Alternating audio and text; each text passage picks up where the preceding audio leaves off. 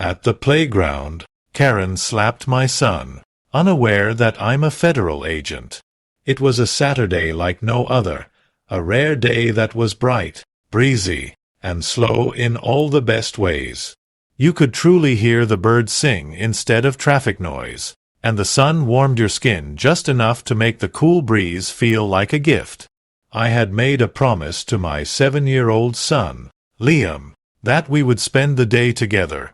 No work calls, no checking emails, no sneaking peeks at my phone, just the two of us. I owed him that. My job with the federal government often kept me away from home, and even when I was around, my mind frequently lingered back at the office. But not today. Today was about swings, snacks, and being a dad.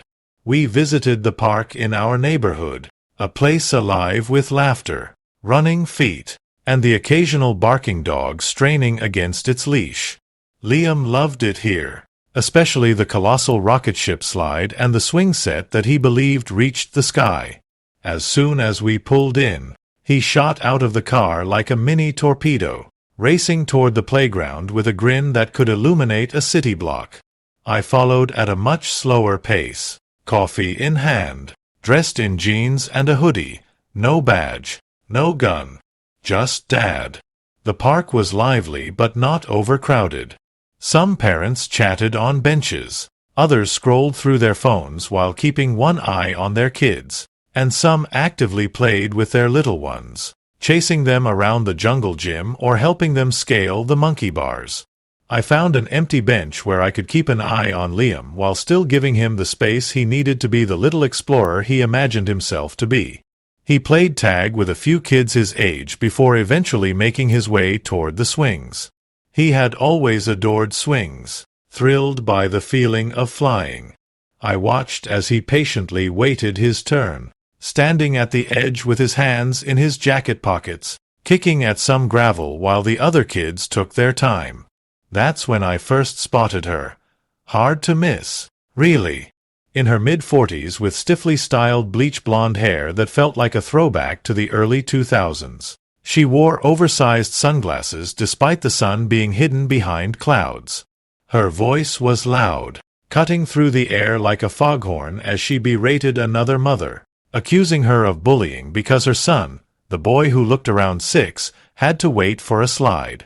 The other mom, trying to remain composed, apologized and attempted to explain that the slide was open to all. But Karen, and yes, it felt right to call her that even before I knew her name, wasn't having it.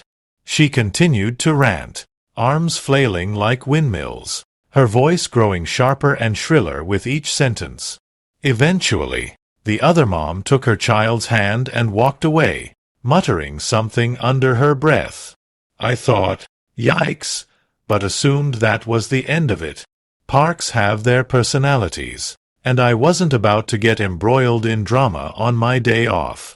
Finally, Liam reached the front of the swing line, stepping forward with excitement, gripping the chains, and shooting me a quick look over his shoulder, flashing that goofy, "Watch me, Dad," grin. I smiled back and gave him a thumbs up. With a push-off from his feet, his little sneakers scraped against the wood chips before he was airborne. I sipped my coffee and simply watched him.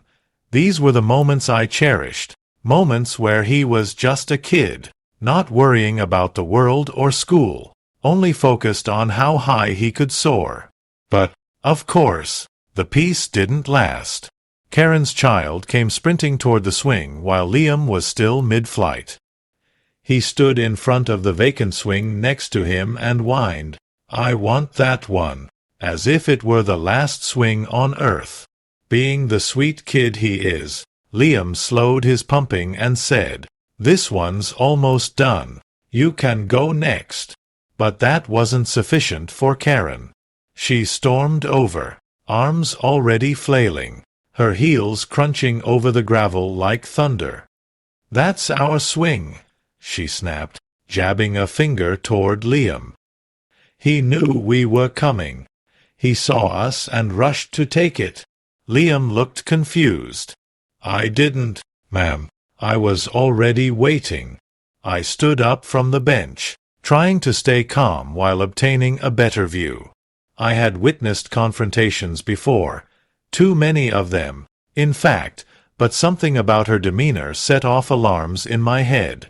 She wasn't merely annoyed. She was enraged, and irrationally so.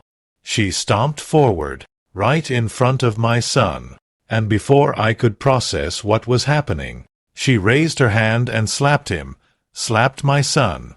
It wasn't a playful tap or a frustrated finger wag.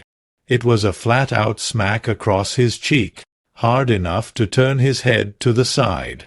I saw the shock ripple through his small body, the momentary pause before the tears began to flow. Other parents gasped. A couple rushed over, and one started recording on her phone. But in that moment, all I saw was red. My body reacted before I realized it, crossing the gravel in seconds. My coffee cup, tumbling to the ground and splashing on my shoes. I reached my son, crouching beside him and gently holding his face in my hands. His cheek was already red. "Are you okay, buddy?" I asked, my voice shaking more than I intended. "She hit me," he sniffled. I turned slowly to face her, and she didn't back down. "Maybe teach your kid some manners," she snapped. "He needs to learn respect." I stared at her, barely able to grasp what I was hearing. I was accustomed to dealing with criminals and liars, people who justified their worst behaviors, but to hear it directed at my child, right in front of me, it was astonishing. She had no idea who I was. She had no clue about the trouble she had just brought upon herself, but she would soon find out. I remained there for a long moment, my hand resting on Liam's shoulder as I looked directly into her eyes. The sheer audacity of her actions stunned not just me, but everyone in the playground. Other parents were frozen, some whispering among themselves, others glaring at her with disbelief and disgust. Liam, still visibly shaken, clutched the swing chain as if it were his lifeline, cheeks streaked with tears and marred by a redness on one side that made my stomach clench. A slow burn ignited deep in my chest, not just anger, but something more primal. Every fiber of my being insisted I act, but years of training held me back from exploding. The last thing I needed was for my badge to become a weapon wielded recklessly. That didn't mean I was letting her walk away. Karen, oblivious to the storm she had invited into her life, crossed her arms, chin raised defiantly as if she had done the world a favor. "Parents like you are the reason kids are so entitled these days," she spat, her voice loud enough for everyone to hear. "My son has just as much right to that swing, and yours needs to learn to share." Her own kid, standing a few feet behind her, looked more confused than anything, shifting uncomfortably as if he wasn't used to this level of escalation, or perhaps deep down, he knew his mom had gone too far. I gently moved Liam away from the swing and guided him toward the bench where I had been sitting, crouching beside him again to check on his cheek. It was warm and visibly swollen. My heart ached to see him in pain. I whispered, "You didn't do anything wrong, okay? None of this is your fault." He nodded, but I could see the doubt creeping into his eyes. That was when I decided this wasn't just about my son anymore. This woman needed to be held accountable. If I let this slide, if I walked away and allowed her to throw her weight around unchecked, she would continue doing it, perhaps to another child who didn't have a federal agent for a parent. As I stood, I felt the attention shift back to me. I could see parents holding their phones, recording quietly, unsure of what might transpire next. I took a slow breath, reached into my back pocket, and pulled out my leather badge case, flipping it open to hold it up at chest level. My voice was calm and steady, but with an unmistakable edge of authority behind it. "You just assaulted a minor," I stated, fixing Karen with a stare that could freeze a hurricane. "In front of multiple witnesses, including myself. I'm a federal agent with the Department of Justice, and this is not going to just go away." Karen's face drained of color, and she opened her mouth, as if to argue, then hesitated. "Wait, you're joking? You're not serious?" Her eyes darted between me and the badge, back to me again. "You can't. I didn't hit him that hard. It was just a reaction. He was being rude. I didn't move. You hit a child. There are no excuses, no justifications, and no amount of backpedaling can erase what you did. Now you're going to face the consequences." She scoffed, flailing her arms once more as if swatting at invisible flies. "This is insane. I didn't mean to hurt him. I just tapped him to get his attention. Are you seriously trying to arrest me over a swing?" Before I could respond, another parent stepped forward, a mom with a toddler on her hip and a phone still recording. "I have the whole thing on video," she asserted firmly. "You walked up and slapped that kid hard. Nobody's going to believe you just tapped him." Others began to nod in agreement. One dad chimed in. "She's done this before. I've seen her scream at kids here, shove another kid last month. I didn't have proof then, but I do now." Phones surrounded her, capturing angles and lenses directly on Karen as she began to comprehend that her carefully constructed facade of righteousness was crumbling. I pulled out my phone and dialed a trusted contact in the local DA's office. We had collaborated on cases in the past, and I knew he would take this matter seriously. Turning slightly away, keeping my voice low but audible enough for Karen and the growing crowd to hear the seriousness of what was unfolding, I said, "Hey, it's me. Got a situation. A woman just physically assaulted a minor, my son, at the local park. Multiple witnesses. Video evidence. I need an officer on scene, and I want charges filed. Can you coordinate with patrol and send someone down here?" Even through my controlled tone, the air around us transformed. The energy shifted.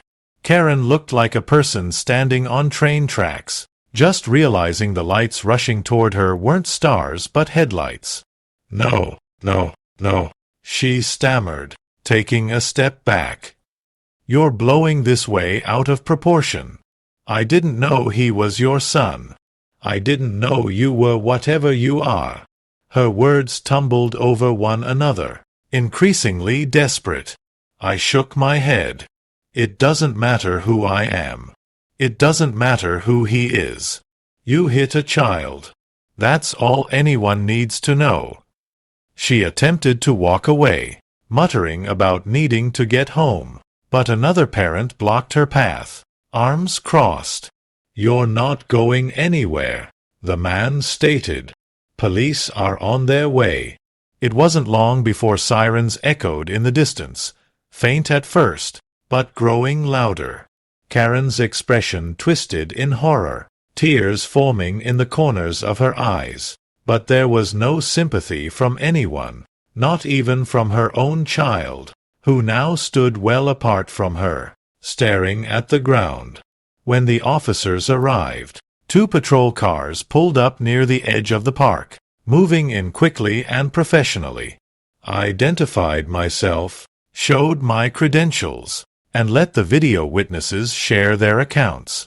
They reviewed footage from 2 different phones, took statements from bystanders, and gently asked Liam a few questions, ensuring he felt safe. Karen, meanwhile, continued pleading her case, insisting it was just a mistake, claiming she didn't mean to, saying he provoked her. But the damage was done, and this time there would be a record of it. as they placed her in handcuffs and guided her toward the squad car. Her shrill voice rang out once more, now more pitiful than angry. "You're ruining my life over this, over a stupid swing." I looked down at Liam, who was still securely holding my hand, and replied loudly enough for her to hear, "No, you ruined it yourself." After the patrol cars drove away with Karen in the back seat, the park seemed to exhale. The tension that had gripped the playground like a vice began to dissolve, replaced by murmurs of disbelief, support, and relief.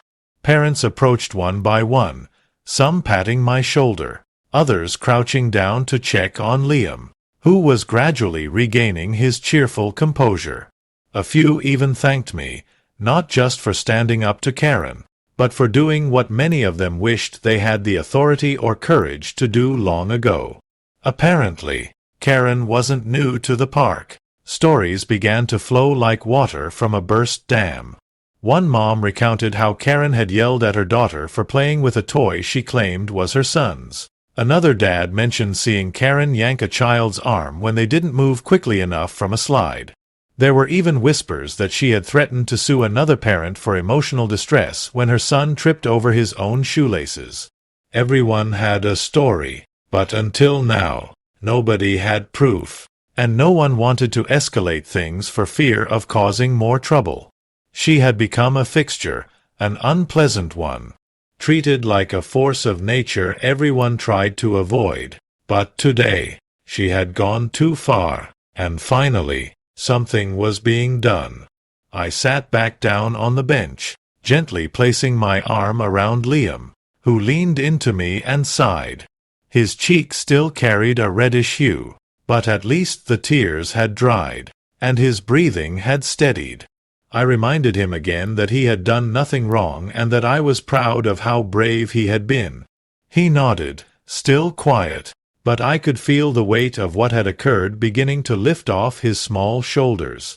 We watched the swing slowly sway in the breeze, now empty, and I could sense he was contemplating whether he'd ever feel safe on it again. That swing would carry the memory of this moment for him, no matter how much we tried to forget. I made a mental note to take him to a different park next time. This one needed healing, just like he did. My phone buzzed with a message from the DA's office. It was Marcus, the assistant district attorney I'd spoken to earlier. The message was brief but direct. "Video evidence is solid. Parent statements align. We're pursuing misdemeanor assault charges. She won't be walking away from this." I exhaled slowly, not quite from relief, but from a sense of justice finally being set in motion. She wouldn't be able to manipulate her way out of this. There were too many eyes, too many voices, and far too much digital evidence backing up every second of her vile behavior. And for once, the community around her wasn't scared or silent. As Liam and I left the park, a city parks official approached us, a younger man, perhaps in his early 30s, clipboard in hand and a deeply apologetic look on his face. "Sir, I just wanted to say I'm truly sorry about what happened. I received a call from the precinct. They told me you were a federal agent and that the assault occurred here. I manage this parks district, and let's just say we've had complaints about that woman before, but nothing ever stuck." He looked embarrassed, as if this were somehow his fault. I assured him he wasn't to blame, but I expressed concern that this playground had become a place where people were scared to speak up. He nodded gravely, flipping through his clipboard and jotting something down. "We're already looking into installing surveillance cameras," he said. "We've discussed it in the past, but costs kept pushing it down the list. After today, I think it just moved to the top." I told him it was a necessary move. Cameras weren't just about catching people. They were about deterring those who thought they could act like Karen and face no consequences. As we exited the park, I couldn't shake the feeling that something larger had shifted.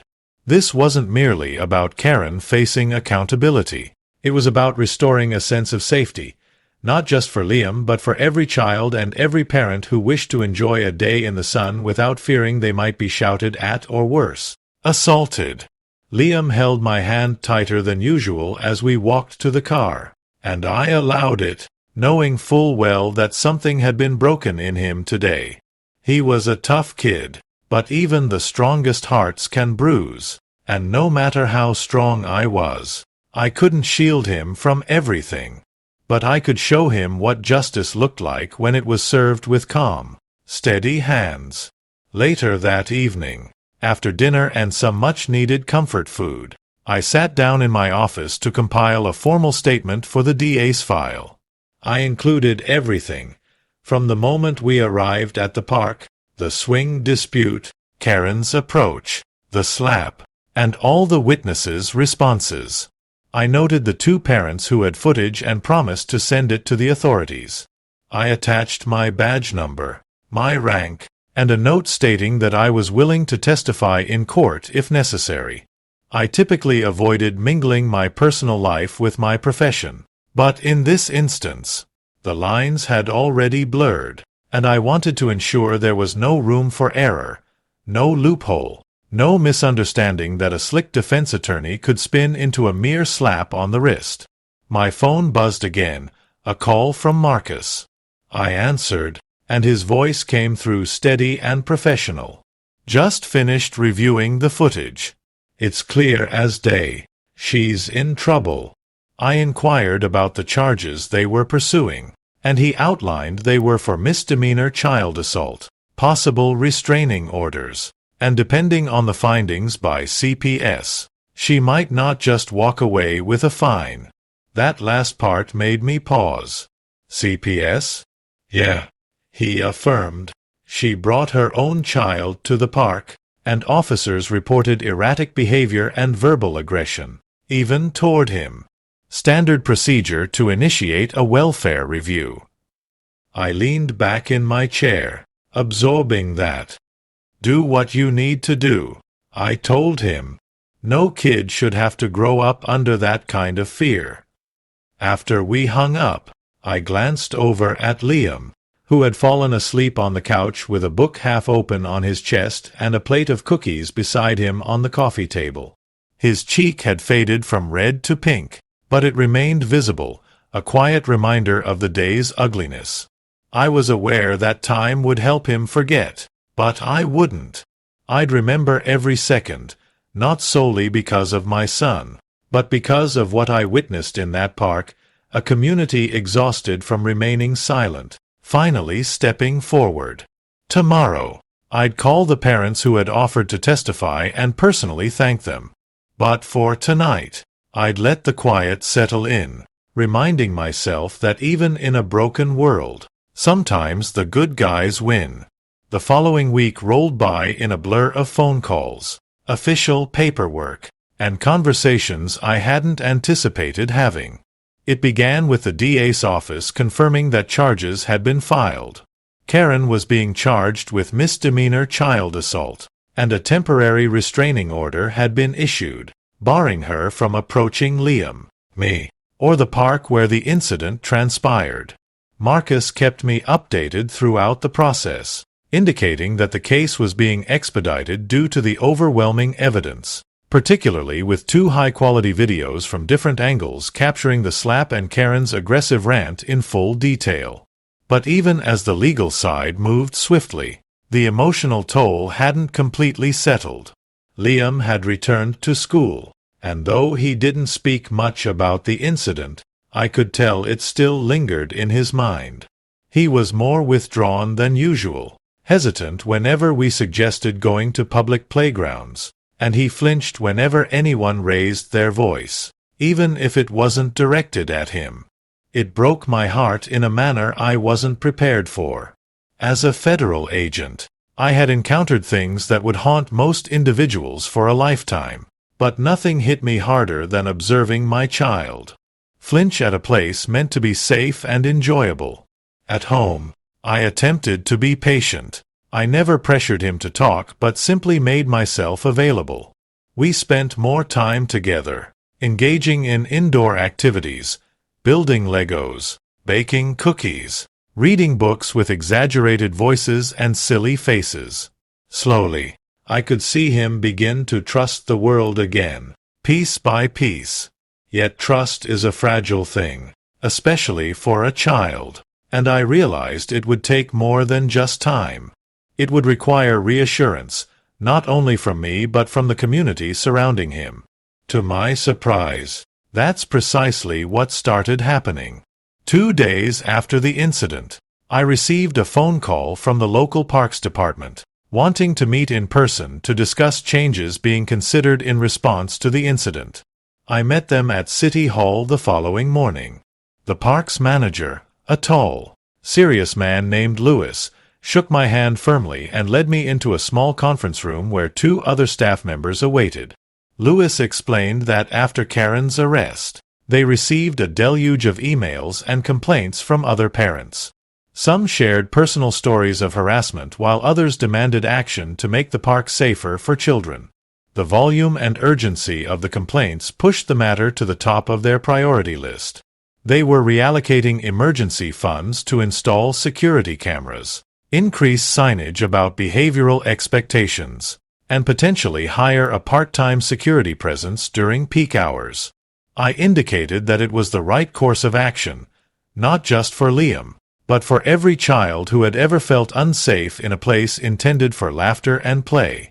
Lewis nodded, noting that it shouldn't have taken this long or such a serious incident for action to be taken. But sometimes, a visible spark ignited overdue change. The media caught wind of the story shortly afterward. Local news outlets began reporting on the incident, and though Liam's name was kept confidential for privacy, the headlines were unmistakable. Woman arrested after slapping child at playground, didn't know father was federal agent. The story went viral faster than I anticipated. Internet forums picked it up, with people expressing outrage, shock, and a surprising amount of support.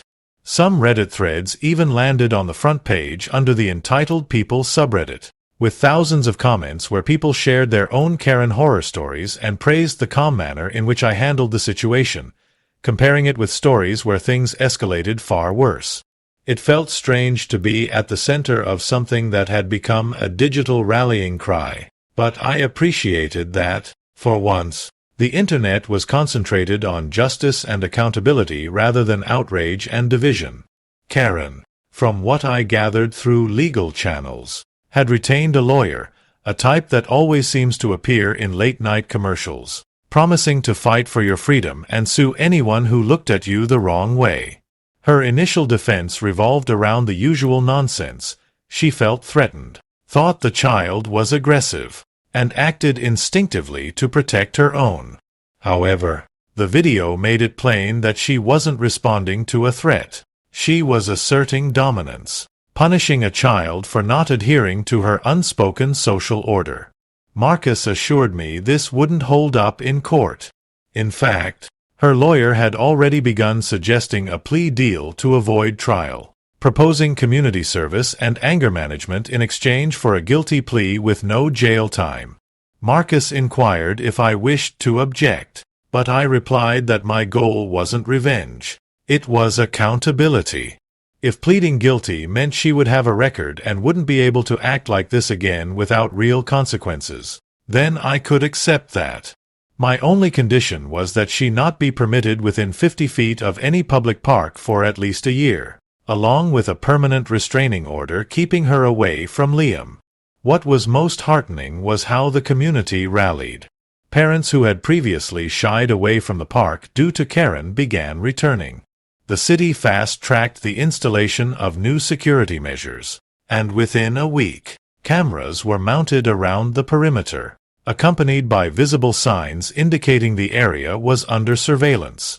A volunteer patrol group formed. Local parents rotated shifts during busy hours, walking around, greeting families, and keeping an eye out for trouble.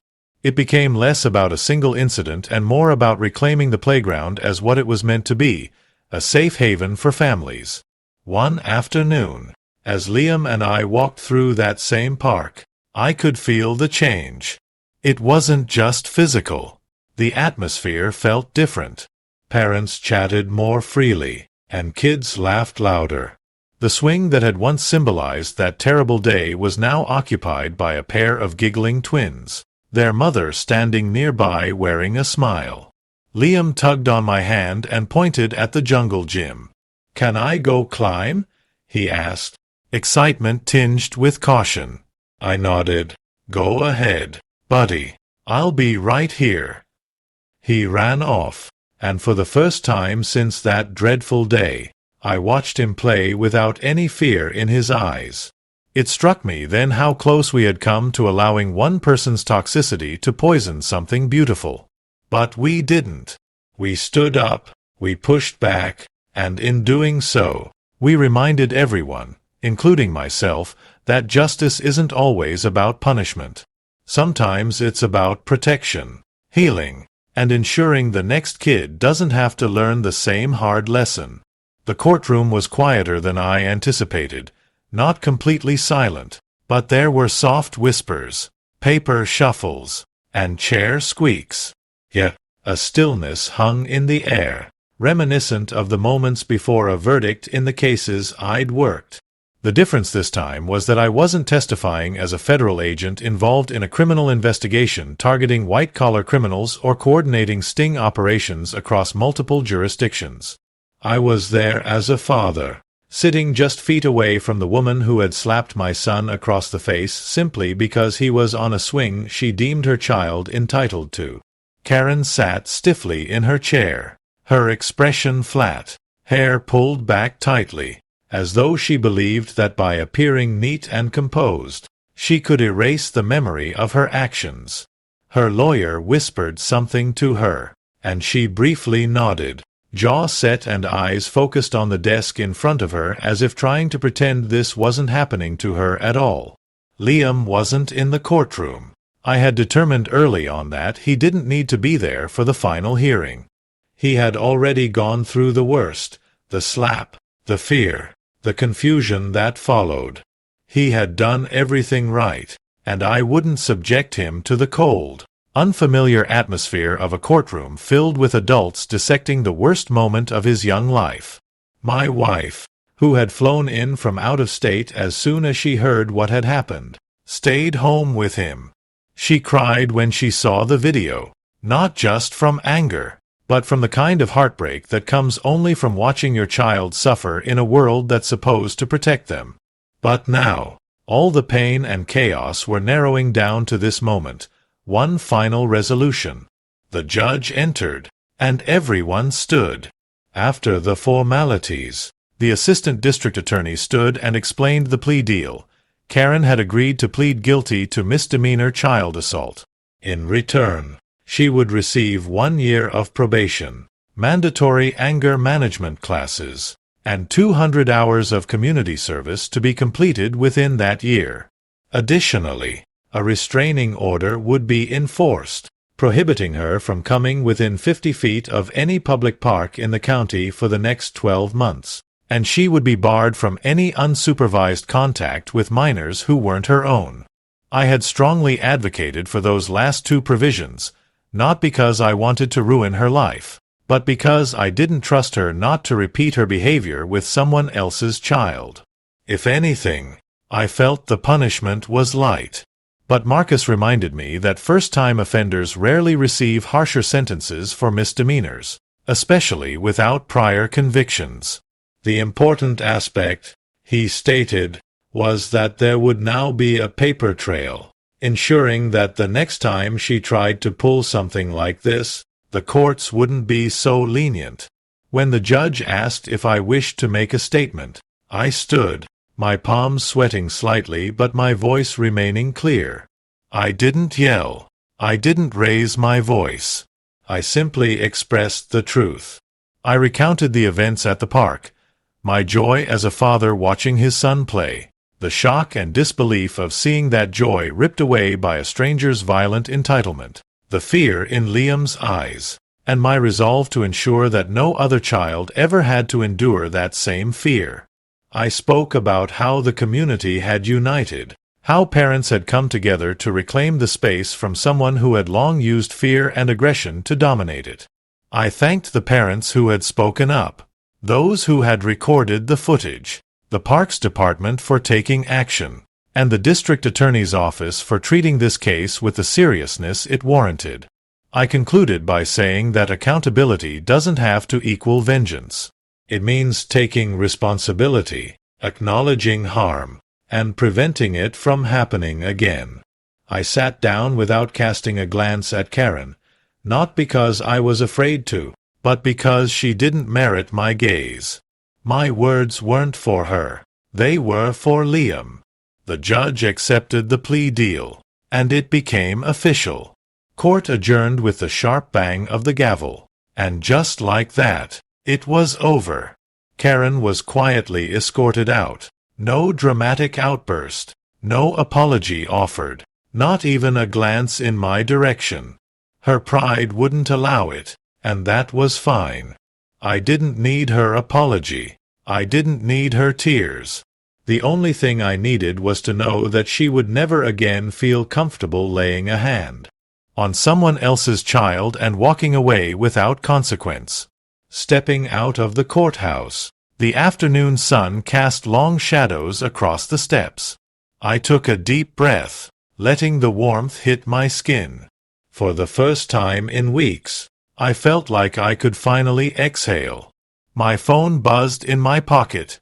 It was a photo from my wife, Liam, in the backyard, swinging from the tree rope we had installed a couple of years ago, a big goofy grin on his face.